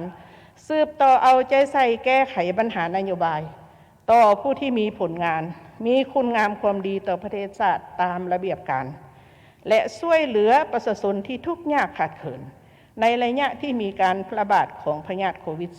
-19 ผู้ที่ประสบภัยพิบัติธรรมชาติอยู่ท้องถิ่นต่างๆมีผลเสียหายมีผลกระทบหลายแต่การแก้ไขบรรเทาทุกข์ยังค่อนข้างซักซ้าแก่ยาวประชาชนมีการคองคอย 9. เสนอสภาแห่งชาติสุกยุรัฐบาลเอาใจใส่ต่อเวียกงานก่อสร้าง5 ฐานการเมืองติดพันกับการแข่งขันทักษะและพัฒนาเวียกงาน3 สร้างของพรรคให้สอดห้อยเข้าในเวียกงานของสภาให้เป็นรูปธรรมเป็นต้นเวียกงานพัฒนาชนบทลืบล้างความทุกข์ยากซึ่งรัฐบาลก็ได้จัดสรรงบประมาณหลายสมควรแต่การปฏิบัติตัวจริงเห็นว่าการสร้างบ้านพัฒนาการสร้างครอบครัวให้พ้นทุกข์ครอบครัวพัฒนาและคาดหมายอื่นๆบ่ทันบรรลุตามแผนที่วางไว้ 10. เสนอขอให้สุกยุรัฐบาลเร่งรัดปรับปรุงขอดขั้นการบริหารรัฐให้กระทัดรัดและเร่งรัดปรับปรุงการแบ่งขั้นคุ้มครองระหว่างแขนงการขั้นศูนย์กลางและท้องถิ่นเฮียนบรรดาท่านสมาชิกสภาแห่งชาติศูนย์กลางแนวเราสร้างชาติได้ตั้งหน้าให้องค์การสหพันธ์นักรบเก่าองค์การจัดตั้งมหาชนนำเอาคำคิดคำเห็นความมุ่งมา่ปรารถนาของประชาชนบรรดาเผ่ามาเสนอต่อสภาแห่งชาติโดยผ่านสภาแห่งชาติไปยังภาคส่วนที่เกี่ยวข้องเพื่อค้นคว้าพิจารณาแก้ไขให้คำชี้แจงต่อประชาชนตามที่เห็นสมควรเพื่อสร้างความเชื่อมั่นความไว้วางใจของประชาชนต่อสภาแห่งชาติก็คือการนำพาของพรรครัฐเฮาสร้างให้สังคมมีความสงบ มีความสามัคคีปรองดองยุติธรรมและศรีวิไล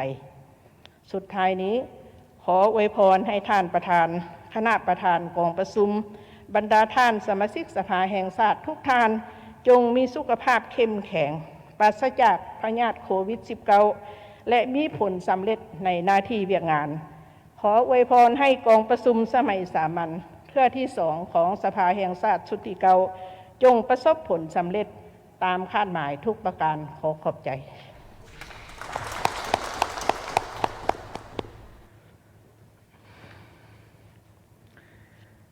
ขอขอบใจต่อการประกอบความคิดความเห็นที่มีเนื้อในที่ลึกซึ้งของผู้ต่างหน้าศูนย์กลางนราสังชาติต่อกองประชุมต่อบทรายงานการเคลื่อนไหวปฏิบัติหน้าที่ของสภาแห่งชาติสุดที่เก่าใน 7-8 เดือนผ่านมานี้ก็คือต่อทิศทางแผนการในปี2022ที่มาถึงนี้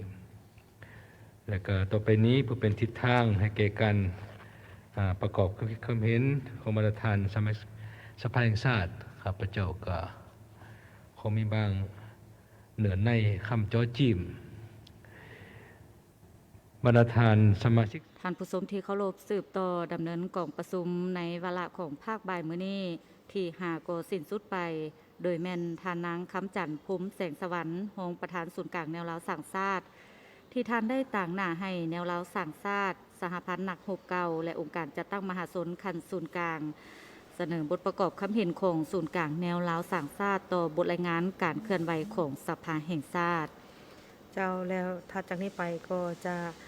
เป็นการประกอบส่วนคำคิดคำเห็นเข้าใส่เวียกงานของทางสภาแห่งชาติพร้อมเดียวกันนี้บรรดาท่านก็สามารถรับชมรายละเอียดต่างๆได้ในรายการพิเศษซึ่งทางโทรภาพแห่งชาติก็มีรายการพิเศษตลอดเวลาของการดำเนินกองประชุมสภาก็คือ